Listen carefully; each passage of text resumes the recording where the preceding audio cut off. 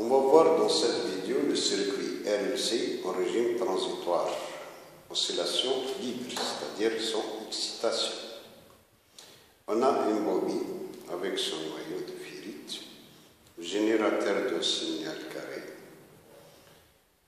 un oscilloscope pour visualiser les oscillogrammes, des tensions, des intensités, un condensateur variable AR de 500 picofarad.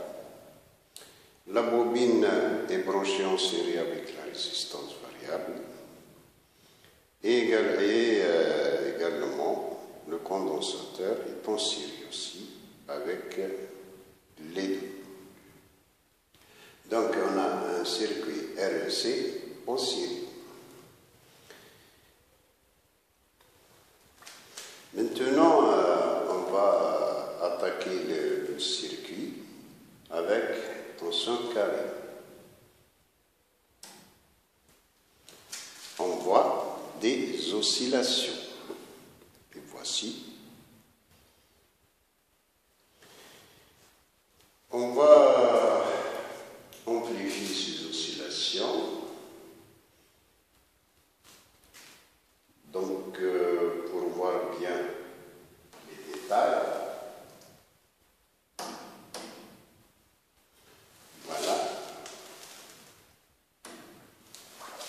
voilà les oscillations.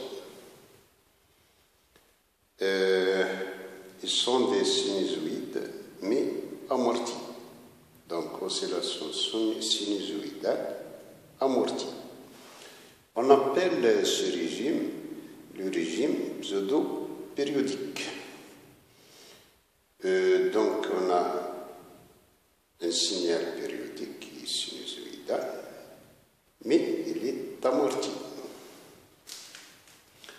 L'amortissement dû à plusieurs phénomènes. La plus distinguée, c'est la résistance. Donc la résistance dans le circuit agit sur l'oscillation pour la faire, pour l'amortir. Voilà.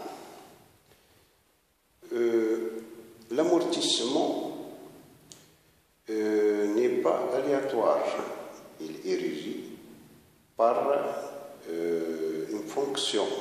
Cette fonction, on peut la voir en théorie. C'est une descente exponentielle. Donc l'amplitude diminue exponentiellement avec le temps. Des deux côtés, de la partie positive, également de la partie négative. Si on fait augmenter la résistance,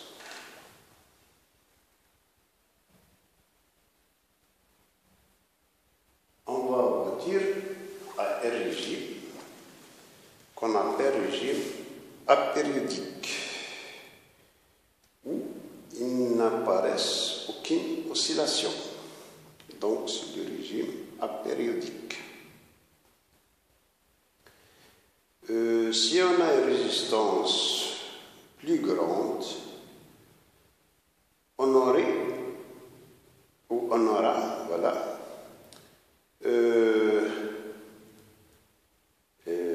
on n'a pas de cet arc, mais on aura un angle droit, c'est-à-dire on aura des carrés. Donc, des signaux carrés, c'est celle du générateur. Donc, on va voir, voilà, on a ces courbes. Ceci est le régime apériodique. On n'a pas d'oscillation. Voilà. On va revenir. Là. On faisant diminuer la résistance, les oscillations apparaissent. En diminuant davantage la résistance, on aura des oscillations sinusoïdales. Maintenant, on va voir